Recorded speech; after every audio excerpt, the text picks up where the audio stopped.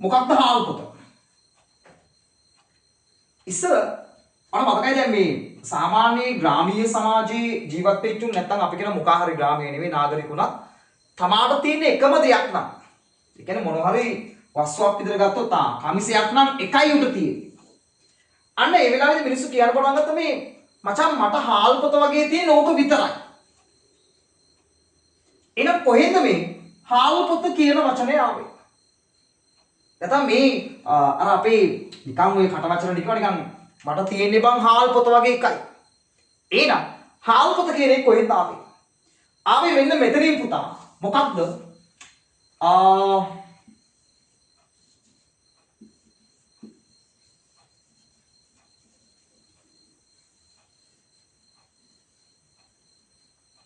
ආවේ මෙන්න මේ හාල් පොත කියන එක වචනේ නැත්තම් මේ යෙදුම එන්න පටන් ගත්තේ අපි දකින මේ නිදහසෙන් පස්සේ ශ්‍රී ලංකාවේ ඇති වෙන සමාජ සුබ සාධනය කියන කතාව.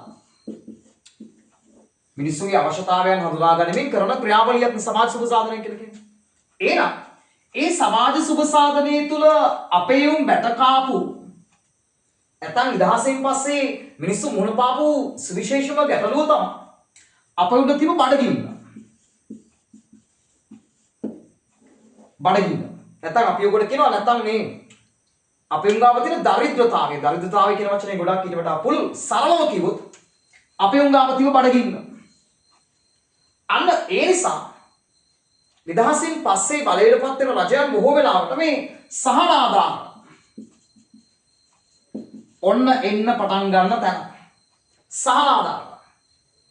එනදී සහනාදාන ලබා දීමේ එකක් තමයි පුතා අපිට දෙන්න පටන් ගත්තා සහල් සහනාදානයක්. අන්න නිදහසෙන් පස්සේ අපි උන් බඩගින්නේ හිටියේ නේ අපි උන් බඩගින්නේ හිටියේ එන බයලපත් වෙන පාලකයෝ මේ සහනාදාන විදියට ඔන්න දෙන්න පටන් ගත්තා සහල් සහනාදානය. ඒ සහල් සහනාදානයේ තමා පුතා අන්න අපේ උන්ට එන්න පටන් ගත්තා හාල් පොත. හාල් පොත ඔන්න ඔතනින් තමයි හාල් පොත කියන වචනය වෙලා තියෙන්නේ. ඒක පස්සේ කාලෙක මේ හාල් පොතම මුද්දරයක් බවට පත් වෙනවා. මුද්දරේ හම්බුණා. ඒකම තමා බං ඊළඟට සමෘද්ධිය බවට පත් වෙන්නේ. සමෘද්ධිය නේ. මම මතකයි විදහාන් පස්සේ වගේ වෙනමුත් සමෘද්ධිය ලංකාවේ තිබ්බා. ඒ සහනාදානෙම තමා පුතා අද වෙද්දි තියෙන්නේ මොන වැසුමද? අස් වැසුම. එහෙනම් නිදහසෙන් පස්සේ ශ්‍රී ලංකාවේ සමාජ සුබ සාධනයක් වෙලා තියෙනවද? අපේ උන්ගේ බඩගින්න නිවලා තියෙනවද? නැත්තම් මෙන්න මේ කියන සහනාදාන ක්‍රමයේ යටතේ තමයි අන්න හාල් පොත කියන වචනේ ආවේ. එහෙනම් හාල් පොත දිදි ඒ දීපු හාල් පොත අද